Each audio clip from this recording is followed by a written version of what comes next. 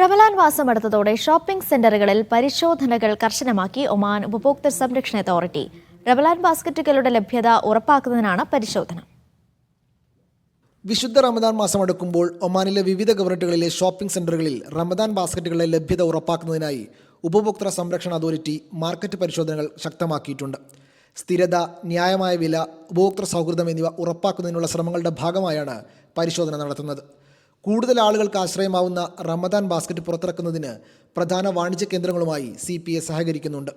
ഈ വർഷം റമദാൻ ബാസ്ക്കറ്റിൽ 17 മുതൽ 19 വരെ പ്രധാന ഉൽപ്പന്നങ്ങളായിരിക്കും ഉണ്ടാവുക.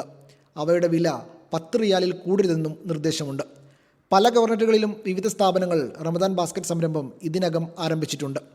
CPAയുടെ മുൻകരുതൽ സമീപനം വില സ്ഥിരപ്പെടുത്തുകയും വിപണി ചൂഷണം തടയുകയും ഉപഭോക്താക്കൾക്ക് ന്യായമായ നിരക്കിൽ അവശ്യ ഉൽപ്പന്നങ്ങൾ ലഭ്യമാക്കുന്നുണ്ടെന്ന് ഉറപ്പാക്കുകയും ചെയ്യും. പരിശോധനകൾ നടക്കുന്നതോടെ പ്രധാന റീറ്റെയിലർമാരിൽ ആവശ്യത്തിന് സ്റ്റോക്ക് ഉണ്ടെന്ന് പൊതുജനങ്ങൾക്ക് അതോറിറ്റി ഉറപ്പു നൽകുകയും ചെയ്യുന്നു. Media 1, Muscat.